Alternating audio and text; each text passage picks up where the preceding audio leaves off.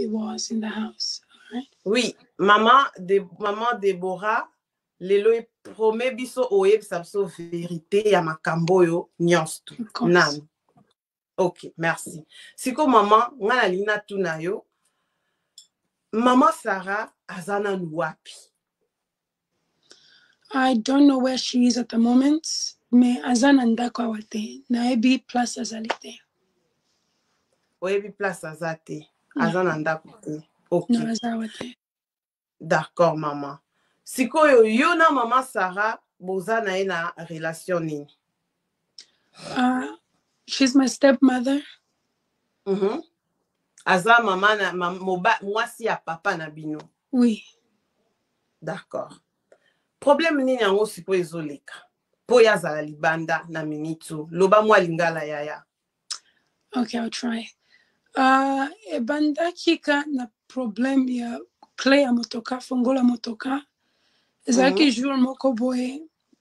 Alamuke na tongo na zaki na chambre na ngai.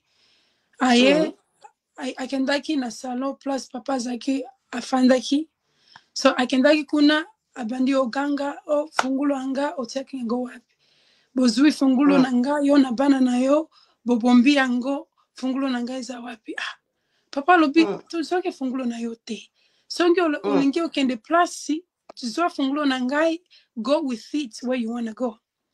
Alobi te bozui fungulo na ngai bolingi na kende place te bopesa nga fungulo na ngai. Sa na yoke makelele wana na bimi na chambre na ke na salon na kutie azoganga and papa alobi omona ke fungulo na ye amna kina mona ke fungulo na ye te ateke yango wapi. So na ke na ba chambre na salon na se na ke kuluka fungulo na ye na moni nango te. Na lobi na moni fungulo nango te.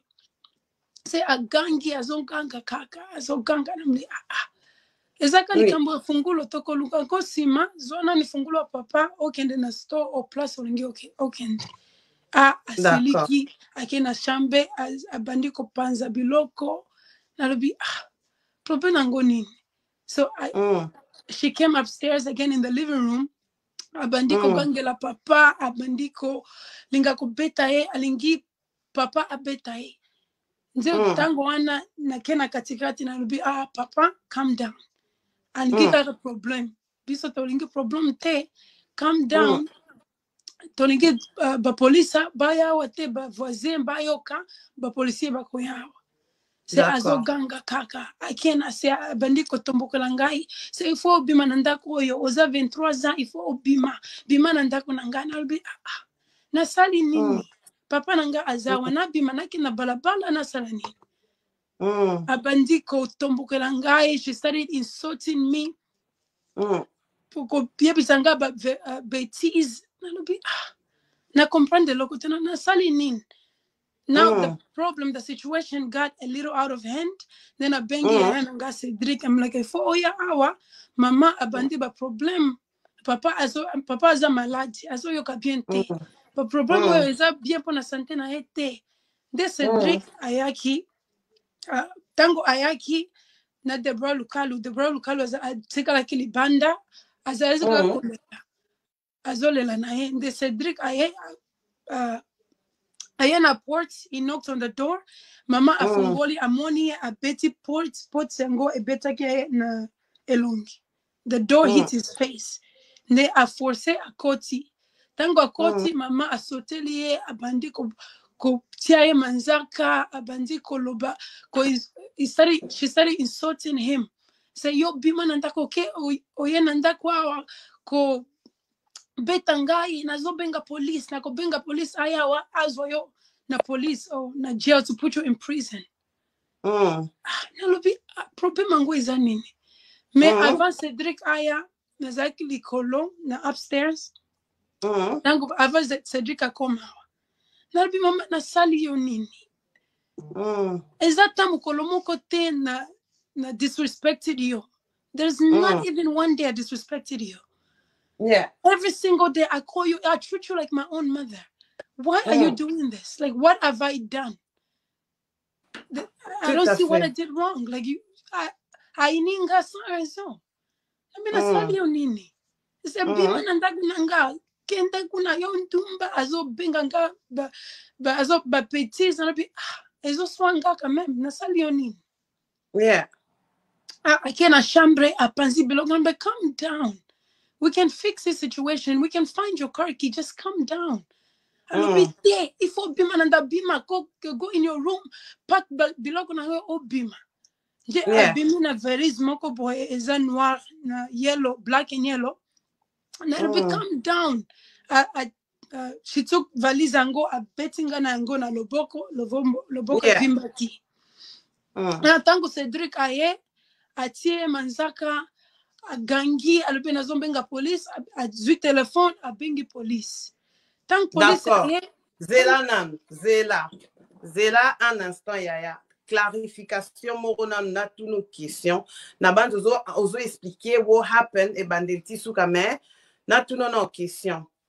Problème e bandika pona car key ou bien you already had underneath or underlying problems. Ba problème ango ezaki kaka po azaki mona clété to ba problème ezala nango déjà po net ba famille zaka ba problème bo ezaka the first time kaka clé mbalamo makamnyo se bardé pe mbalamo ba soda ba komoya. Well, it's you know, like you said, every family have problems. Yeah. We've had some little misunderstanding here and there, but we fixed it. We were good. You know, we cooked. We fixed that problem. All those small family problems that we had. We got back together. Our family was still family. You're still my mother.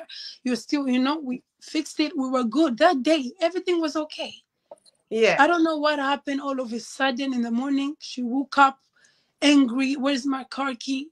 At least that incident right there is what got her to call the police. But maybe there was more in her heart. Maybe there was. Continue na lingala now. Continue pour comprendre. Okay, na ebite so guys, I can kamera motema na ibiranga te. Mais jour wana abandaki pona clé ya motoka, fungula motoka. Des problèmes bandaki kaka wana.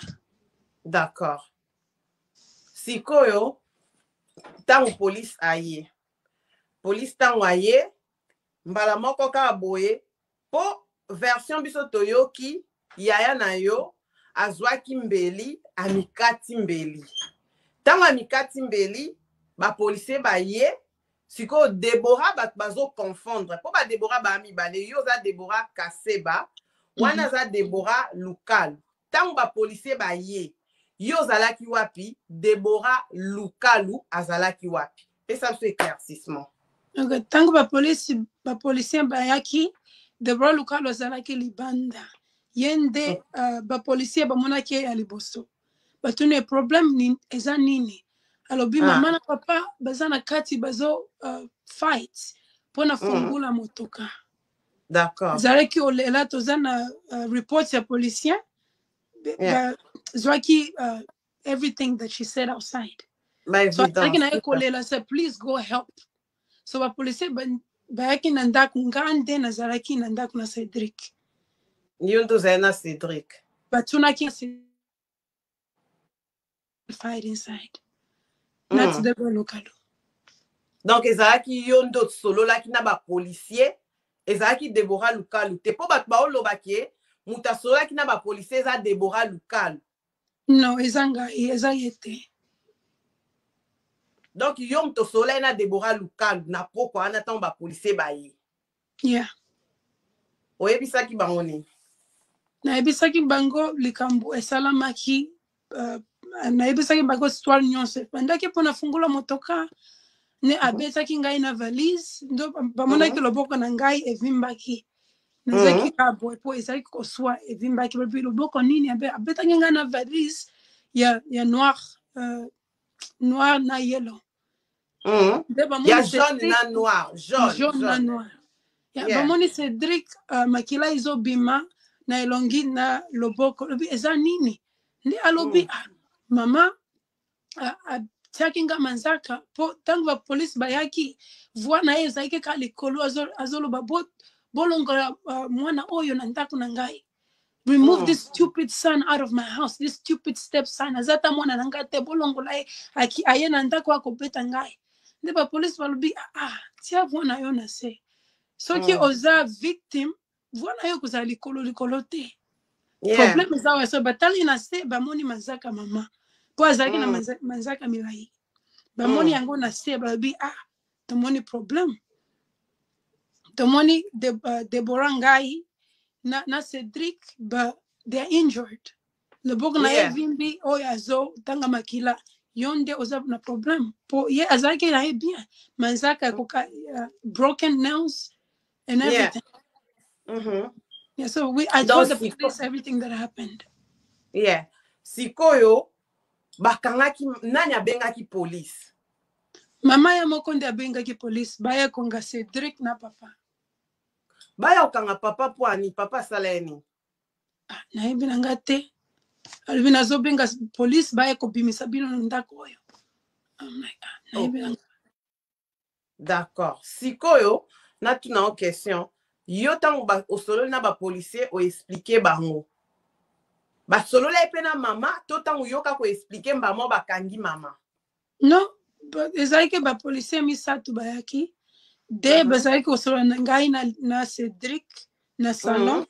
Moko ezalaki kosolo na papa na mama. Basololaki na mama, basololi na papa, basololaki na biso nyonso tozalaki na ndako. Yeah. Sikoyo tango sololi bongo Cedric basololaki na ba policier na chambre mususu bien bozalaki ensemble bino nyonso. Non, ngana Cedric tozalaki na chambre mususu, mama na policier wana bazalaki na chambre mususu. Mais pourquoi siko bakanga mama? Parce que bamonaki ke ye manzaka na ye ebukani Cedric makila ezotanga puna the nails. Scratch, manzaka. Yeah, but scratch ezalaki wana say oyo ni scratch ya manzaka. And ngai loboko na ngai ezalaki it was swollen. It was hurt. So bakia likolo bakuti na chambre biloko nyonso eza na se biloko epanzani na valise wana na chambre nani ya yo to ya mama to ya papa? No, chambre ya mama na papa. Biloko epanzani poani biloko epanzani na chambre pourquoi?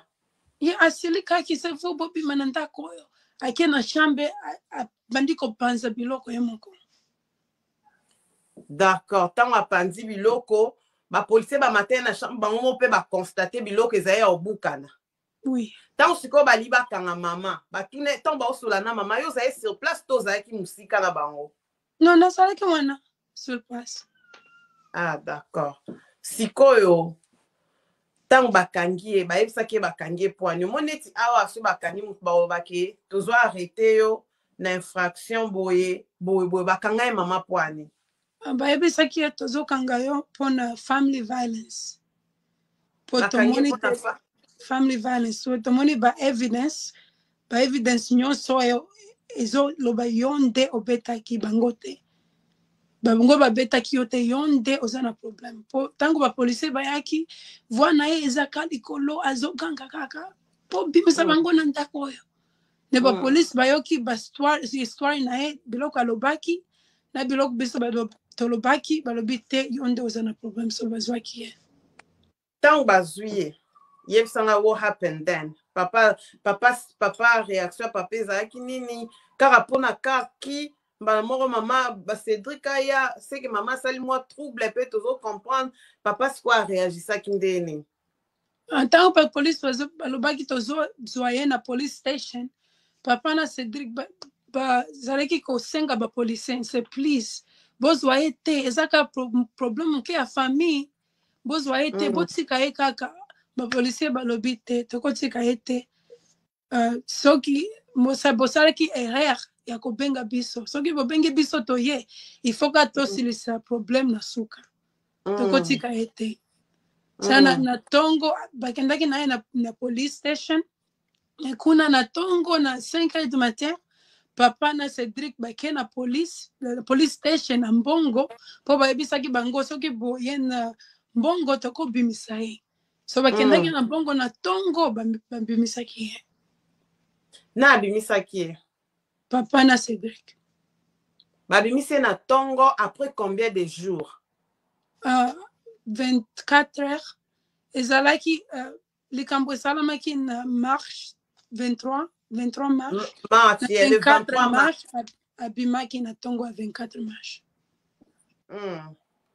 En tout cas, sikoyo ngana moni tant yo ngana ngai vraiment o me ko éclaircir biso ndengo lobi ke famille nyonso za ba problème et puis toza awate pour na ba problème eza but vraiment ngana ngai to solana yo ezaki parce que ndeto kaki ke Sœur Déborah Lukalu po siko eza ba Déborah mibale nzoka yo poza Déborah Kaseba kote toza na Déborah Lukalu po ba lobi ke Déborah Lukalu nde akinde kopesa statement na la police asolola na ba police po bakanga mama Bokilo ne mama ya bon marâtre ya Cédric siko yo ebisinga Déborah azaki na voiture azao lela tant baye basolola kinde na yo ba police tant basolola na yo nde bazui statement na yo yangwana bakangaki mama en fait mais siko nelo mususu maman, na tuna ke liboso na tuna ba question parce que ce sont les gens qui disent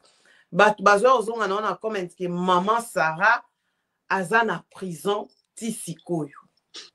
Na utyo mona ba note awawa wana na otango na obimisa yo na live nde na otia ba voice na otia ba capture d'écran ya babiloko ndenga bimaki menga na lingisu yo loba lisusu une fois de plus maman Sarah azawapi. Et là, on a quoi la vérité is Maman Sarah aza na prison te. Azaki na prison ta nyonso te. Na ebi place azali te, mais aza na prison te. Na kendaki na police na tunaki bango na report. Soki bilingi mona ngo mama aza na prison te. Nyonso wana eza kalikuta.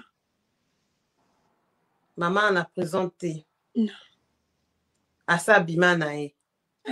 Pourquoi ni siko ezoloba make mama za en prison na comprendre so yo lobi mutu akenda ko futa mbongo po ba belie out eza Cédric na papa. Oui. Aba futa combien? Oyebi montant? 1375. OK, d'accord. Donc ba futa 1300 pour maman bima 1375. OK, d'accord.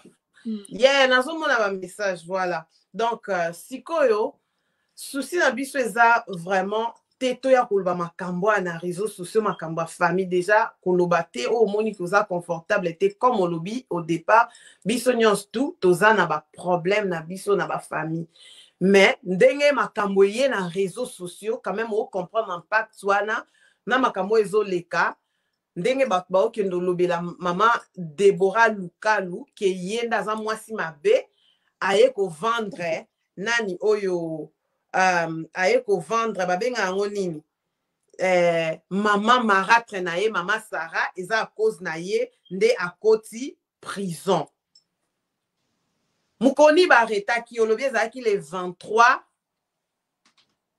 mars oui 2000 ezalaki 2000 combien 2021 nazotia photo yango liboso wana comme ça bozomona ezalaki le 23 mars 2021 oh babenga yango ni mag shot babenga photo ni na tie liboso bato mairie ya mag shot bozomona wana mukolo ba retaki ye le 23 mars 2020 le 23 mars 2021 nde mama kende na prison et puis olobi abima ki mukonini le lendemain nango nde mama bika kobima sikoyo question moko ya suka tango bino bozala na Sœur Déborah comportement Sœur Déborah envers maman na comportement Sœur Déborah envers papa na comportement Sœur Déborah envers bino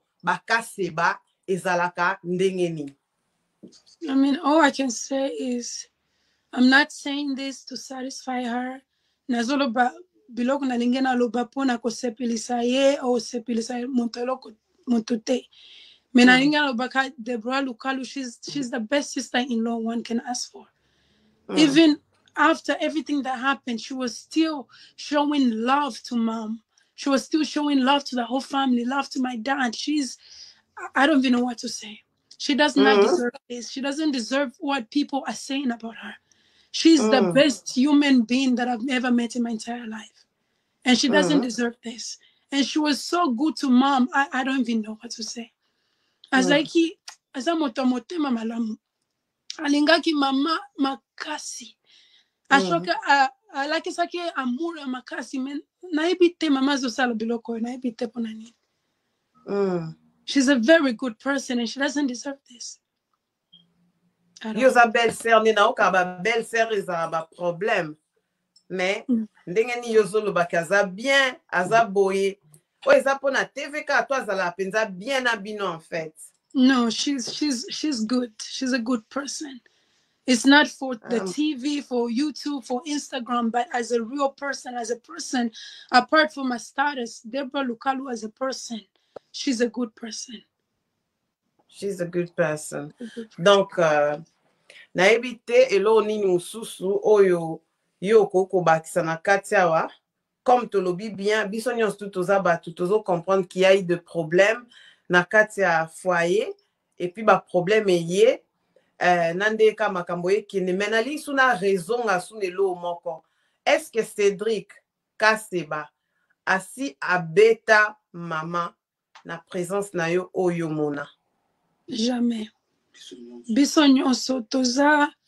I don't want to speak good for myself, but this one I know for a fact. Me and my siblings, I know toza bana mama te. Mais ata jour mon côté to disrespect here. There's not even one day we've ever na gangela ata mukolo mon côté, ata Cédric, ata bisonyos. To gangela ata mukolo mon côté. Akosala nyonso a sombele biso bakado soki asiliki azwi alobi bopesa banga bakado na ngai to pesi je mususu aye tozongi lisusu famille mais ata jour moko te tolobi mabe pona ye ata jour moko te. En tout cas, donc on assumer qu'à ta jour tout dans la relation était bien. Biso bit na biso comme j'ai dit, tolinga quand même qu'on rétablir vérité na libota yaba na nzambe même pour na bato église tellement qu'étant bino bozolo bate ce qui s'était passé ba version do bima ebele chaque jour na YouTube bat bazolo ba makambo na ndenge na bango mais comme yo yebisi biso et puis confusion ezalaki mingi na ndenge babenga ngoni yoza Deborah Kaseba et boza pena Deborah Lukalu.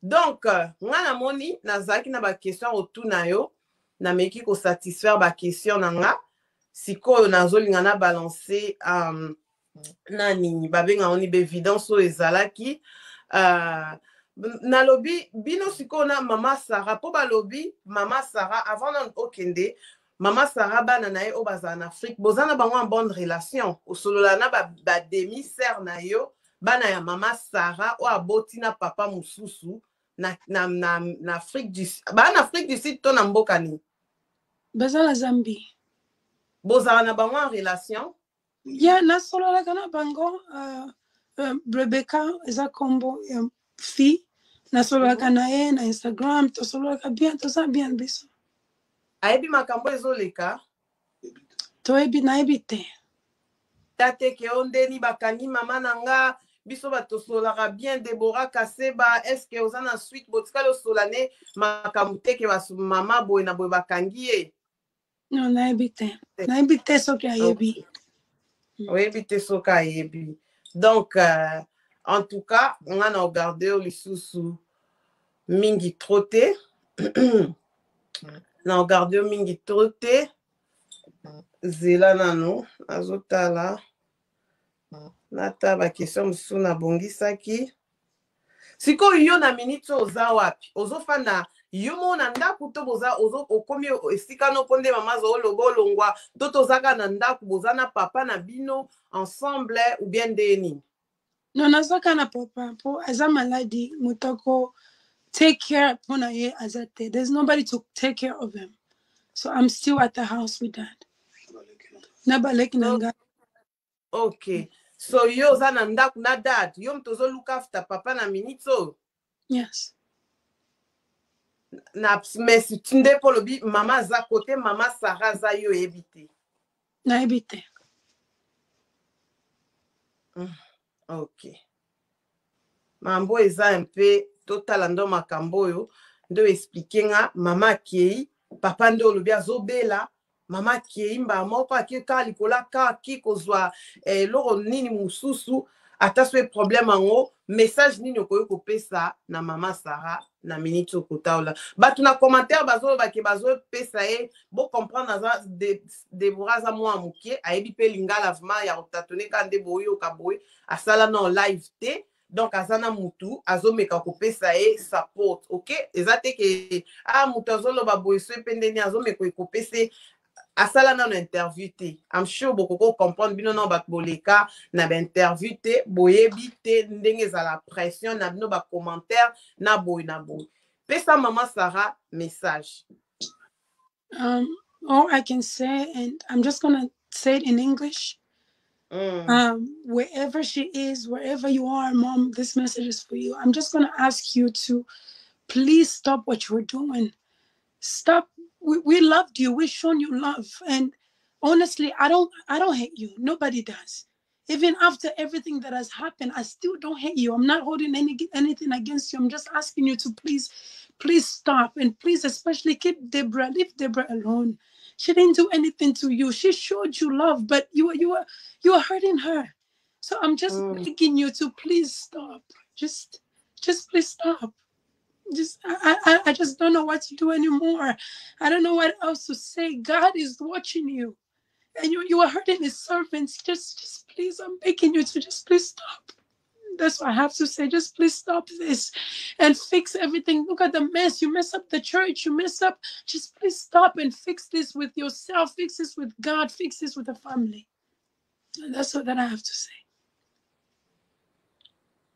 En tout cas, merci beaucoup. Thank you so much. Merci. Nabanza message Leki.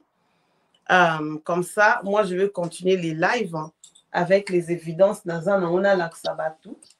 Et yeah, merci d'être connecté. Merci Nandengoye, na invitation absolument. Moi, je vais t'enlever na live. Comme ça, Nzamba Batila, j'espère que le message na maman Sarah et Oleka bien. Merci Deborah Kaseba. Thank you. Merci. Voilà, comme je vous ai dit, on allait recevoir Deborah Kaseba pour voir aussi leur histoire. Koyoka histoire na bango de notre côté. Kosolola na bango aya koloba à rétablir vérité. Pourquoi maman Sarah a kendaki prison? Est-ce que eza o bazoloba kezaki Deborah o Deborah o ezalaki nani? Ye est-ce que mona ki ba fe wana ndenge lekaki? Comment maman ya ko kende na prison? Je voulais ramener la deuxième partie. Donc, quand Moussousou, balobaka moi, bon me comprendre, bon me établir, bino mo bo ko jugement na bino. Comme je vous ai dit, bah évident c'est ça. Parce que na ligne ko garder pas trop longtemps, bino na ba commentaire, vous avez déjà pression à Azokosa.